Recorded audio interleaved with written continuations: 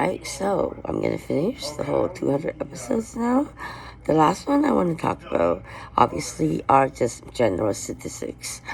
So it's actually episode 198, not 200. But it does mark the 200th anniversary. I hope you're cheering me on. Alright, so here are some evidence-based statistics for twice exceptional, which is gifted and ADHD.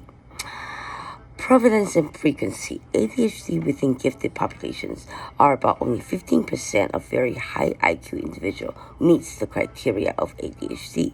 Research also suggests higher than average ADHD rates in gifted people, though exact rates vary by study.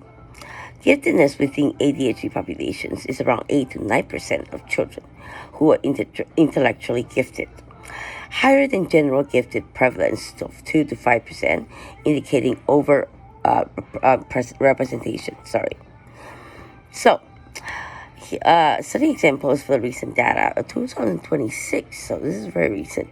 Quebec sample, only 214 people. 60.75% identify as twice exceptional. With that group, 71.5% had ADHD. So that's 60% times 35%, so that's what?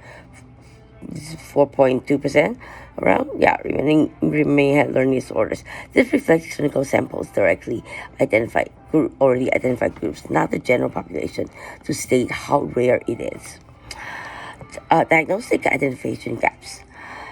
For second exceptional individual is one of the most under-identified groups because we don't usually have problems. ADHD people are very self-aware. We are very intelligent in a way that people cannot see, or sometimes have problem understanding us because we link different information together, and then it might not be believable.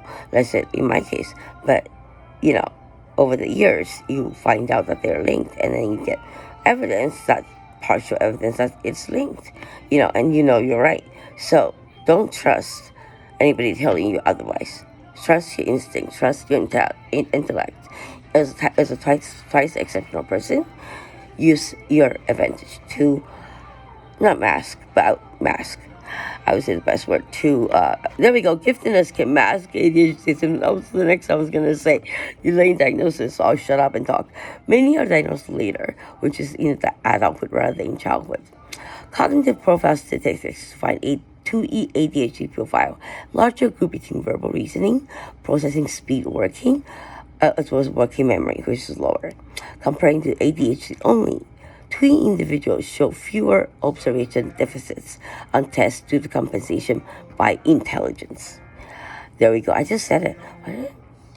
I don't read things sometimes when I put them down and talk about it. I just know they're important. I don't read every single word of it. I just know what they are. Functional outcomes comparing gifted peers. Higher rates of executive dysfunction. Academic inconsistency. Not so much. Mental health issues, anxiety, and burnout. Yeah, I can see that. Key interpretation is that 2E is not rare. It's misdiagnosed, but it is still rare. There is a bidirectional enrichment of ADHD appear to be more often in gifted groups, and more gifted groups considered to have ADHD. And that's the reason why I always encourage people that I talk to who watches my video to always get the proper legal ADHD report from assessment report that can last for your whole entire life, for every single structured, educational exams, that anything. Essentially, but you gotta go to the right psychologist. And there is one which I go to, which when I was in Quebec, Dr. Kieran Rogan, Kieron, Kieran Rogan, Rogan.